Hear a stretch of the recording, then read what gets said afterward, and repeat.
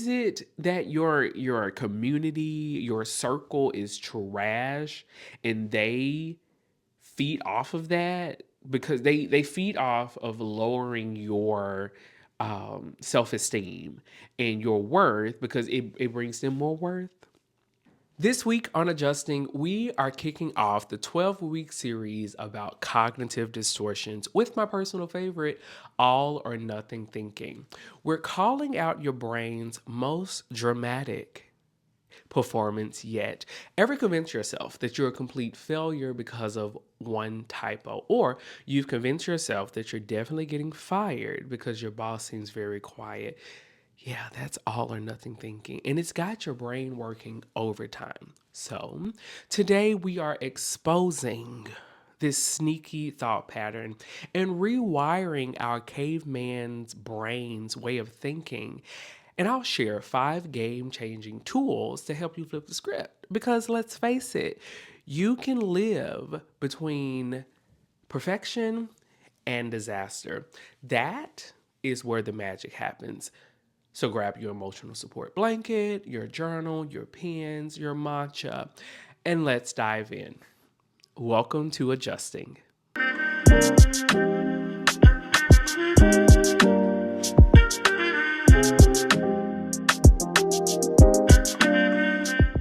Welcome back to season 3 of Adjusting Podcast with your host, Justin G. Nelson. It has been a long break. I am sorry about that. December was weird. I had a lot of technical difficulties to the point where I just said, fuck it. So I'll try again in January. January started off with a lot of travel and no downtime to really sit and record. I am working on batching more and just having everything prepped and ready to go so that we don't have to do week by week. But sometimes I like doing week by week because life happens and I get more stuff from therapy or from books I'm reading and lived experiences. And I'm just like, oh, this would be great to talk about this week. But, we'll find a good balance there. But welcome back to season 3 with your host, Justin G. Nelson.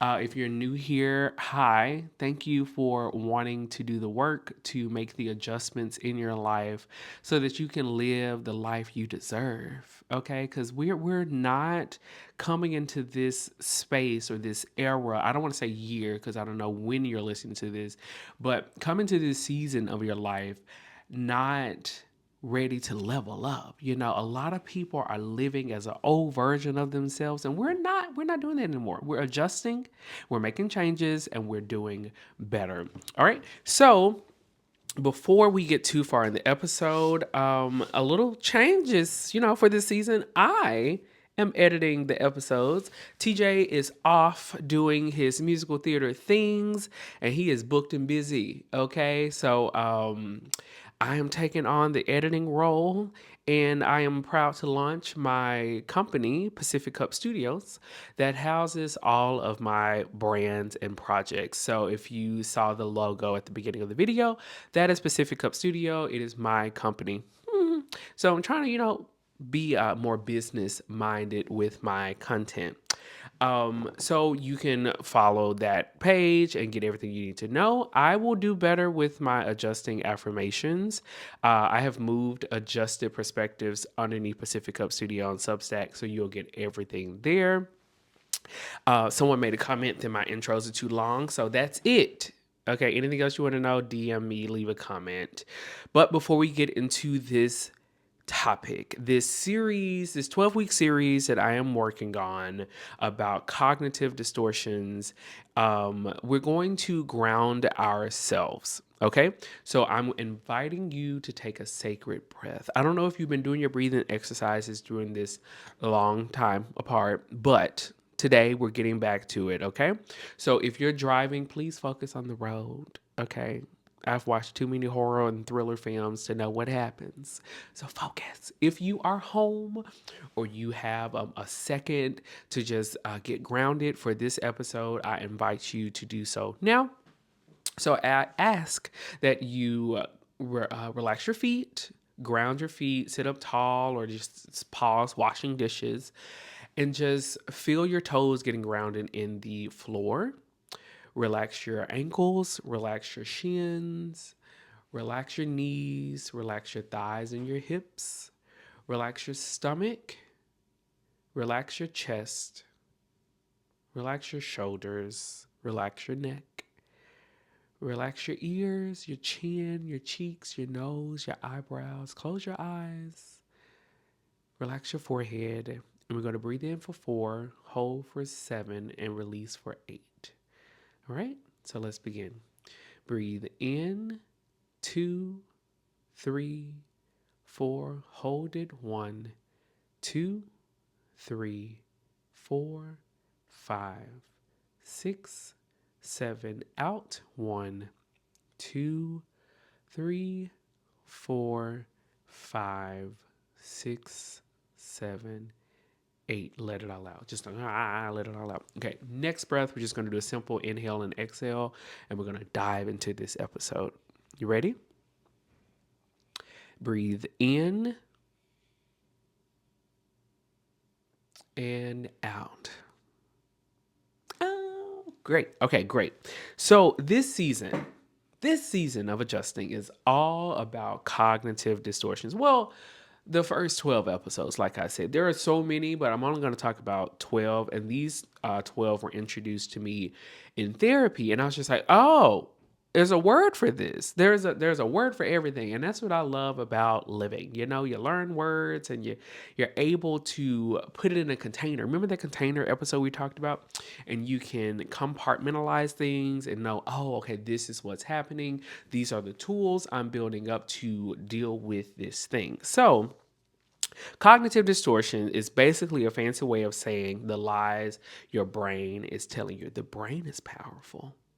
And trauma has a way of rewiring your brain to make anxiety feel like it's running the course, or it's the leading the pack, if you will. Okay. And today we are starting with one of the most popular, if not the head villain of it all or nothing thinking. So it's like your brain feature that says you're either crushing it, you're killing it, you are thriving, or you are complete trash. You're garbage. You suck. All or nothing. No in between allowed. So if you ever bombed something in your life and you just want to do over, and you got 99%, like I think I told y'all a while back, like I got a C on something in elementary school. I failed because I got a C. Or you fixate on just the smallest of inconveniences. Like I had a typo in a flyer I made, and I was like, this is the worst flyer ever. If any of these scenarios resonates with you, this episode is for you. So grab some coffee. Okay, grab your adjusting notebook. I'm going to make some adjusting notebooks. If you want a notebook, comment notebook below, and I'm going to work on that this year. And let's sit down and have this conversation about all or nothing thinking. So, the first part is addressing the topic. What is all or nothing thinking? So, let's break it down. So, picture this again. Your brain is like that dramatic friend who sees everything as either the best thing ever or the absolute worst. There's literally no in between, no chill ground. It's like that black or white thinking, and there's no gray. And I know a lot of people tend to say, well, that gray is a danger zone. Like, you need to be assertive, you need to know exactly what you want. I think the gray area sometimes is that space where we are allowed to have curiosity, and we're allowed to explore, allowed to fail with the notion that we will get back up. But with the black or white thinking, this polarized thinking, in all honesty, it's just your brain being extra. Like, when you send that one text message with a typo, or you're flirting and you're trying to flirt and send that one emoji, like that wink eye, but you send a sad eye. You're just like, oh, like now this person thinks I'm bipolar. Like, nothing wrong with being bipolar. But what you mean? Like, what you crying for? That kind of thing. And then you're like, okay, great, they're not interested in me anymore. Red flag. I'm unstable. So here are some more examples that maybe will resonate with you. So tell me if this has happened. Leave it in the comment. You're doing great on your eating plan, feeling yourself, seeing the progress. The number is going down. Okay, gains are coming in. The butt is looking like a butt again. All right. And you eat that one cookie. You had that one sweet treat. And now you think, I'm never going to lose weight. I'm fat. I look a mess. Baby, you had one cookie.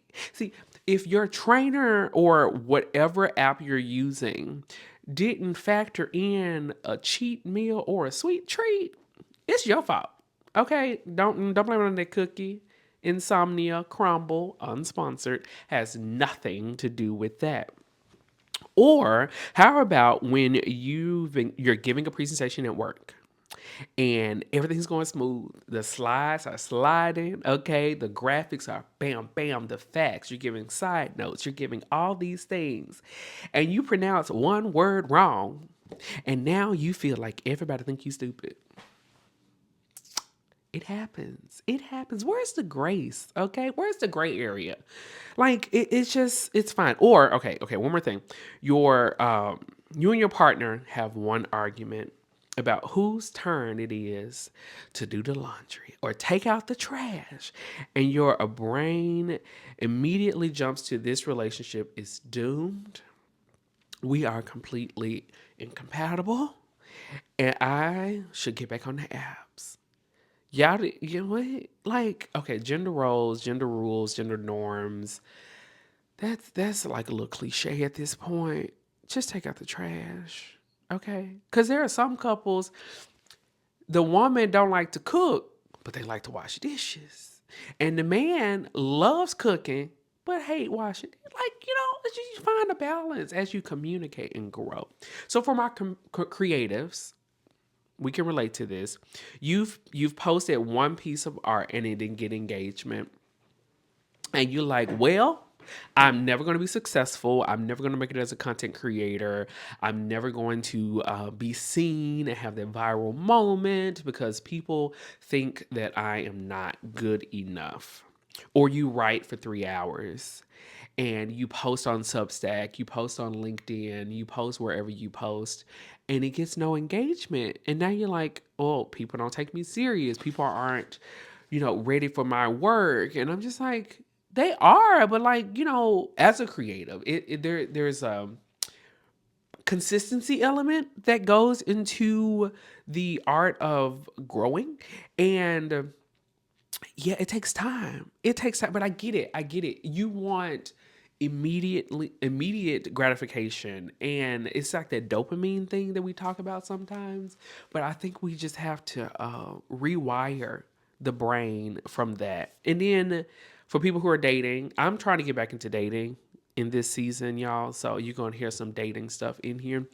The first date wasn't fireworks. Okay, no chemistry, no biology, no nothing. It was trash. It was horrible. And then after that, you immediately think, I'm just gonna be single for the rest of my life. No one wants me. No one's interested in me. I'm just gonna get a cat. Not me, because I'm allergic to cats, but I'll get a fish or an iguana. I like those. And they never text you back. You don't hear anything else. They never said it was a bad date. You just went in straight into all or nothing thinking mode and just said, no, it's me. It's me. Like, they don't like me. So let's work on some shifting in this narrative of it all. You can literally hear it in the words you use. It's that always and never stuff. Like, I always screw this up. Did you though? Always. Every single time did you? No, you didn't. Okay. Every single time you think of that, you just like, it's always me. Or everyone thinks I'm weird. Do they? Did everyone tell you that they thought you were weird? Or you're just making this up again. Listen for yourself. Saying these things are like ruined or perfect, and a huge red flag that your brain's gone black and white. Okay, so those trigger words for like the all or nothing thinking category, listen to that. Listen to how often you use that and figure out what the root is. Figure out how you got here. Is it childhood trauma? Is it that your community, your circle is trash and they feed off of that because they feed off of lowering your self-esteem and your worth because it brings them more worth. Exactly. So part 3, adjusting to this distortion. Let's talk about the understanding and the healing of it all. So here's where it gets juicy. Okay, here is where we get to the nitty gritty. Let's talk about how this shows up when you're trying to heal. You know what's messed up? You'll be in therapy, you'll be doing the work, you're reading the books, you're journaling, you're meditating, you're doing your 478 breathing, you're not doom scrolling, you're doing all these things, and then you have one hard day, and your brain is like, see, all it ain't working. That journal is not working. Ain't nobody listen to journals. Those crystals, they're demonic. You need to just throw those away. Don't do that. Don't throw the crystals away. Or you're working on boundaries. You set one boundary that comes out a little harsh, and then suddenly you're like, okay, maybe that was mean. I'm a little mean now. Like, who am I becoming? Calm down. This is what you need. You're becoming. Calm down. Great. And don't get me started on relationships. You're trying to heal from the attachment stuff, the anxious attachment, the avoiding attachment. You're being more aware. You're doing shadow work. And you get triggered one time because they don't respond fast enough. And boom, I'm too damaged for love. I should just invest in some sex toys and just be all by myself. Yeah, it's just like, no one signed you up for that. With creatives, this distortion, all or nothing thinking becomes brutal. Okay, you're comparing your rough draft, your first page to a New York Times bestseller. You're comparing your script, your audition book, your monologue to someone's Tony Award speech. Like, damn. Calm down, Savannah. It's like you get rejected for one opportunity, and decide this is not the industry for me. So here's the thing. Every creative you admire has a graveyard full of failed projects. Every single one of them. Viola Davis, Taraji B. Henson, Denzel Washington, like all of these people, they have a closet full of rejection and horror stories and all those things. I'm pretty sure they have a book that talks about these things. Read the book. Read a book again. Okay? But why this hits different if you are going through some stuff. So real talk. If you've experienced trauma, your brain is basically stuck in protective mode, like an overprotective parent who won't let you ride a bike because you might fall. I mean, that parent wants you to have helmets. Okay, 2 helmets, not one, 2 of them. One on your forehead and your back head. Okay, they want you to have the knee pad, shoulder pad, neck pad, chest pad. Okay, they want you in the full armor of God on that bike before you go outside. They might as well put you in a bubble and put you on a treadmill and say, go. But that is how trauma shows up sometimes. It's especially brutal if you grew up in a house where love felt unconditional. Well, sorry, where love felt conditional. Like you had to be perfect to be worthy of affection. Your nervous system, that is one of my goals for this year, is to figure out ways to reverse and heal my nervous system because I am guilty, okay? My nervous system is shot. But anyway, your nervous system learned there were only 2 settings, safe or dangerous, loved or abandoned, good or bad. And for my people pleasers, what's up? I see you. Your brain literally cannot compute being a good person who sometimes disappoints people. Does not compute. Error 404. It's not there. So what is this actually costing you? You become paralyzed. Right. You like you can't do it perfectly. Why even try? So you don't. You don't. You stay stuck. Creatives, how many projects have you not started because everything your all your ducks were in a row? Okay, there was one duck running around in a circle, one duck flat on its side, one duck was smaller than the other duck. So now you think you need smaller ducks. Or how many second dates have you not gone on because the first date wasn't a rom com meet cutie like the books I be reading back here? Okay, those are books. Those are books. Your body is exhausted. I feel like I'm yelling at y'all, but I'm passionate about this, okay? Your body is exhausted because every tiny decision feels like life or death. Should I post this? Should I make it private? Am I sharing too much? Should I text them? Why are the stakes so goddamn high? Lower them. You can't learn anything new because being bad at something feels unbearable. I'm holding your hand. Remember, when you were a kid and sucking at stuff was just part of the process? Let's get back to that. Let's get back to the art of just being basic and just figuring things out as you go. Let's get back to the ABCs of living, shall we?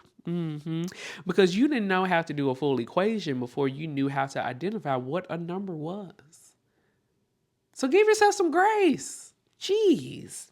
So here's what I need you to understand about healing when it comes to all or nothing thinking. Progress, my God, progress looks like a toddler drew it. It's all over the place. It ain't cute. It's not those, what I knew I was like had a little tism when the only coloring books I like were the ones that were color by number. It gave me some type of structure. I knew red was one, blue was two, green was three. Okay, if I ain't had them colors, I wasn't coloring in that book. But when it comes to progress, it is all over the place. There's probably crayon on the wall, but in somebody's eye, it is still art. Your parents, if they were real proud of you, they hung that shit up. Okay, look at my baby Drew. Oh, I'm so proud of him. It don't look like nothing, but they drew it. And I'm going to acknowledge this as art so that they are proud of what they did. You are allowed to be multiple things at once. And it can look like healing and struggling, talented and learning, ready for love and scared.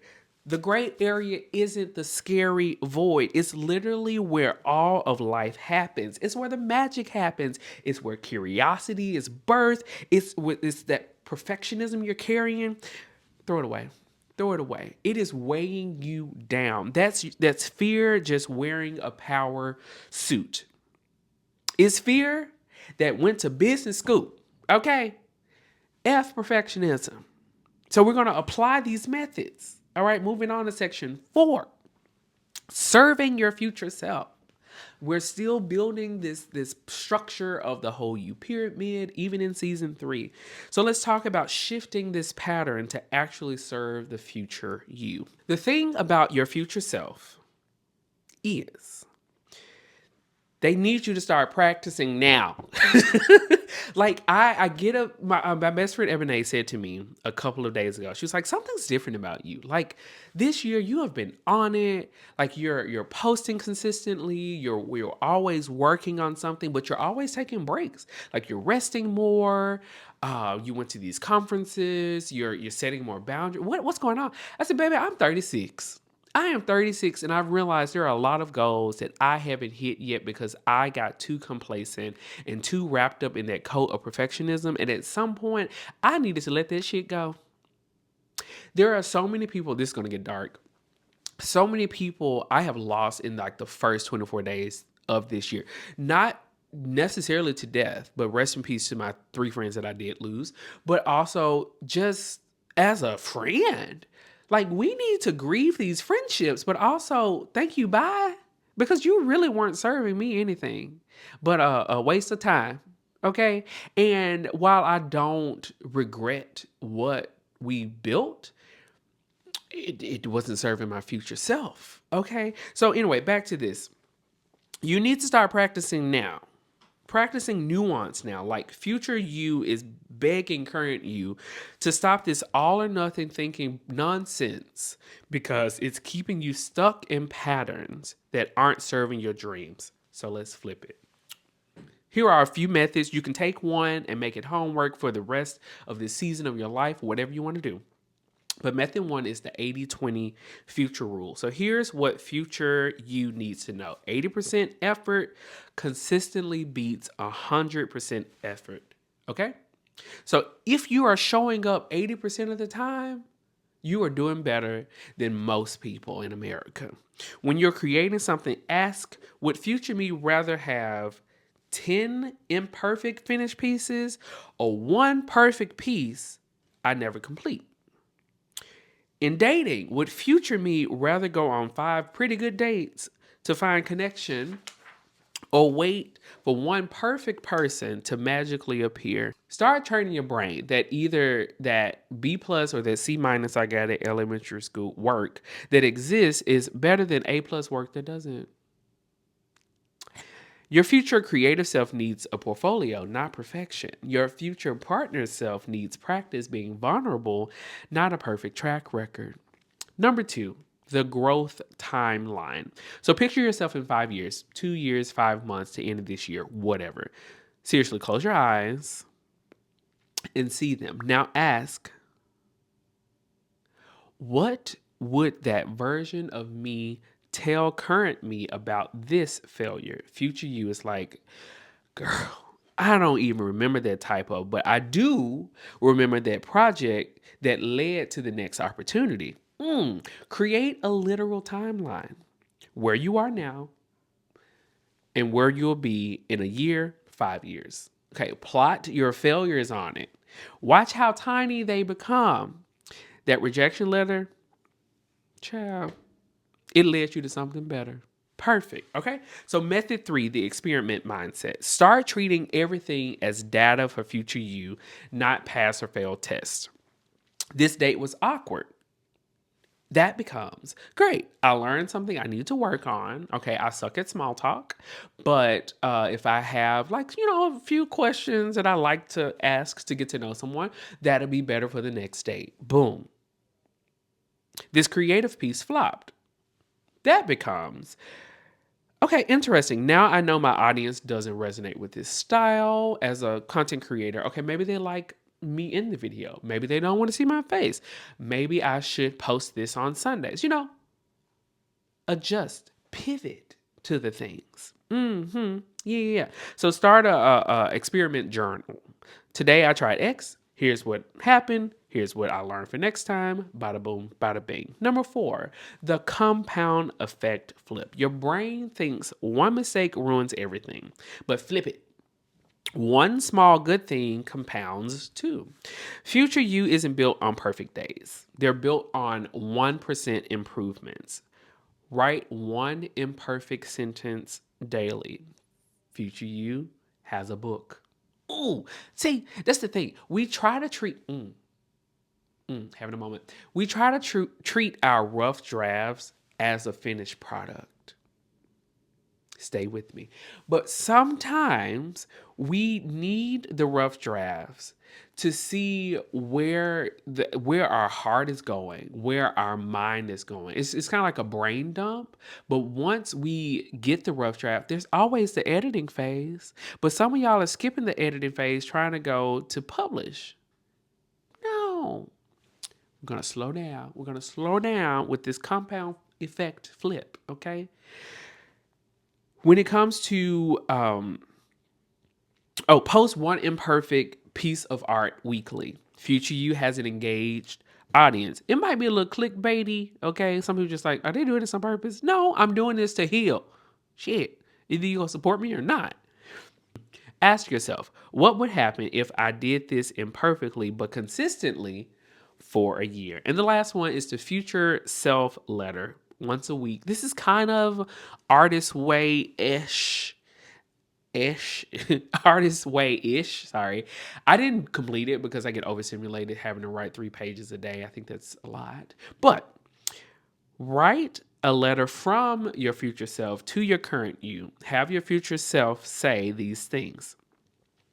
Thank you for trying, even when it wasn't perfect. That's why I'm here now. Remember when you thought that one rejection meant you never make it? Look at us now. I'm so glad you didn't wait until you felt ready. Turns out we figured it out along the way. This rewires your brain to see current struggles as future wins. Okay? So I'll post some deeper dives and more resources that support topics in this episode on my bookshelf in the back I have attached. And it's a heavy book, and I don't want you to, overburden yourselves with these things. But yeah. So my beautiful people out there, that's our deep dive for all or nothing thinking. Your homework, and you can have asked this, okay? We're 80% imperfect, okay? Is to catch yourself using extreme language this week. Just notice it. Don't judge it. Just give it its time, give it its moment, give it its essence, and then just keep going, okay? Embrace the gray, not the hair, but the moments, the gray space, if you will. You contain multitudes, not just two options. So next week, will we talk about catastrophizing, when your brain jumps straight into everyone will die mode from a missed phone call. Until then, exist in the mess of the all or nothing thinking and keep adjusting. Until next time, bye-bye.